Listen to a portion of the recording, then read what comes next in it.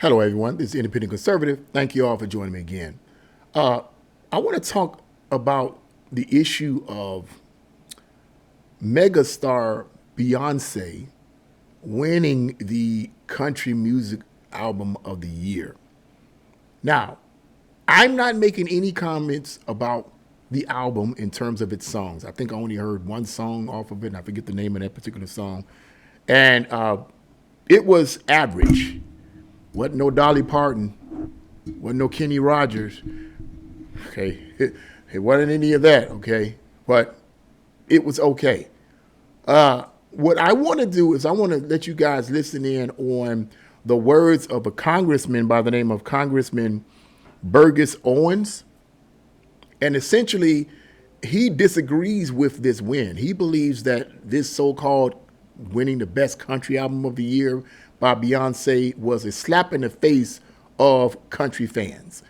And so I'm going to let you guys listen in. Hopefully you guys will be able to listen in on this. Hopefully I can get it. But if not, I'll just read the transcript.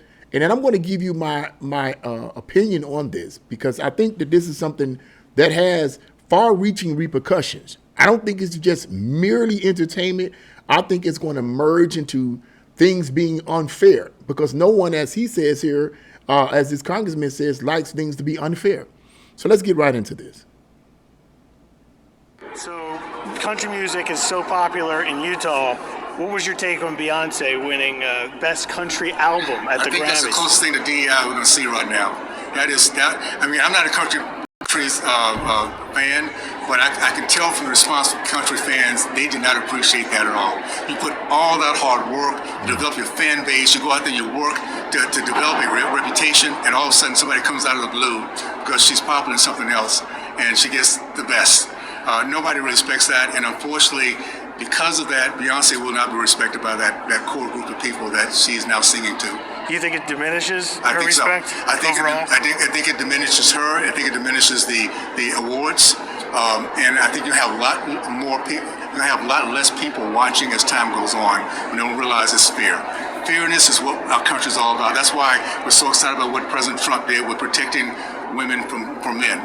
We do not like unfairness. If we see that, we turn away, we go another way, and I think Beyonce and the Grammys, whatever the Grammys I think it was, they're going to suffer long term because of it. Okay, yeah. So that's the end of that right there. That's the end of his comments there. I was able to get it, thankfully. Yeah. And now, some people may look at this, or they may listen to this and say, well, by the way, this congressman was a black guy. Okay, wasn't a white guy, so if everybody's, oh, you're racist, he's just another racist white person that don't want black people to succeed. Bull crap. That's not what it was. He's a brother, okay, which probably is just the same, because some people, well, he's just an Uncle Tom, he's a sellout, which kills me when people tell other black people that they're sellouts. Sell out to who? Who am I selling out to? I mean, I don't know you, bro. I don't know you. You're not affiliated. You not my family. You just got my skin tone, but you not my family. Who am I selling out on? You ain't paying my bills. You ain't buying my food. Man, get out of my face with that stuff. You selling out with the brothers, man. If you don't get your anyway, so some people may take offense to that. Say, well, man, you brother, you talking crazy, man. I mean, she just worked hard at getting this, and she got it, and she won it. Woo, woo, woo, woo. Look, as I said earlier, I only heard one song on it. I think it was Texas Round 'Em Up, whatever that is. And I saw the video. Now, the lyrics is okay. Like I said, it's not a Dolly Parton. It's not a Kenny Rogers. It's none of that. It's none of the. It's not a Patsy Cline or any of that. Okay. And the video itself, in my opinion, was totally sexualized. Now, people have argued, well, there's been some country videos that may kind of sexual, but I haven't seen any that have any of that kind of stuff. And she's walking around with the video with her chest sticking out and bang bang like she's shooting a gun or whatever. It was just a bunch of nonsense.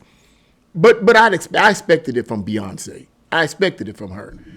But here's the thing: people may interpret that as well, man, you against her for branching out in another genre and being successful in it and winning the best country award. But I agree with what this congressman is saying. I agree with what he is saying. Now, whether or not Beyonce is a DEI hire or whatever, I'm not going to get into. I don't. That's kind of stretching it, because she's been around before DEI was created, although affirmative action was still there. So DEI is basically just another term for affirmative action. That's basically what it is. The left is not going to give up that, right? They're going to keep the nonsense going. But at any rate, I wouldn't say that she's DEI, part of a diversity, equity, and inclusion nonsense. But I certainly don't believe that she earned this. Now, there's a point being made that someone said this some time ago that says, I get it that you like these celebrities. I get it that you all own them. Look, I personally like, certain celebrities I like. I do. I mean, and it's hard for me to, separate my feelings from things that may be factual. Okay? Like Michael Jackson. I love Michael Jackson. Always have loved him. And the accusations against him about, the child thing, I never believed it. I watched the interview with Michael Jackson had, and I forget exactly who interviewed him, but he denied the accusations with tears in his eyes. He said, I would never do anything to hurt children. I'm going to be honest with you. I believe him. I believed him then, I believe him now. Now, you could argue, well, that's because you like Michael Jackson. Okay, you could say that. But I told one person, I said, you know what? If he is guilty of these crimes, then he needed to pay for it, okay? If he's guilty of them. But there was no proof that the man was guilty of it. Now people say, well, he paid some people off. Well, if he paid you off, then you didn't really want justice anyway. You just wanted money. If Michael Jackson really did anything to these kids that was not good, and he promised, and he behind closed doors promises you $10 million, and you take it, well, you wasn't worried about your child's mental state to begin with. You just got that money, so you don't care no how. Anyway, I digress. There comes a point where you have to separate what you feel about a person, in my opinion, in terms of a celebrity and what is actually factual. Now, this congressman makes an argument that I think is a valid argument. Because everyone doesn't agree with Beyonce winning the country of the year, country of the year, the album of the country album of the year. Everyone doesn't agree with that. Okay, and I've seen post after post after post, unfortunately, of black people rah-rah-rah and supporting her simply because she's black and they like her. I have a problem with that. I want to support someone regardless if you're black or white. But if you're black particularly, I want to support you because you actually have the skills to pay the bills. And not just because you black and you're liked by everyone. I told y'all this before, man. I don't support people simply because of their race. That's not me. I'm not going to pat you on the back or congratulate, all this simply because you're black. If I don't agree with what you're doing, if I don't like what the person is doing, if I don't agree with it, if I think it's stank, if I think it's bad, if I think it's negative, and it doesn't show any real skill or talent or virtue of any of that, I'm gonna be like, no, I don't really support that. I've had people tell me, well, you need to support this person, you need to support it, because you got to show solidarity.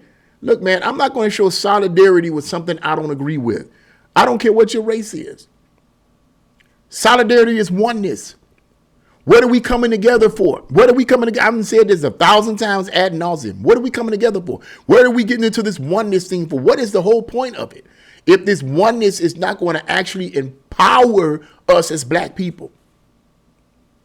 And the whole thing with Beyonce winning the country album of the year, I think it's a farce too. And I don't think I need to hear the album. Because I'm pretty sure, based on the one song that I did hear, that the other ones are no better and probably worse. Because that was supposed to be her hit. That was supposed to be her big hit. That when the Texas Round 'em Road or whatever, that was supposed to be her big hit. Where's all the other songs at? Tell me, I don't know. And so apparently, as this Congressman was saying, there's a lot of people who love country music are bothered by that.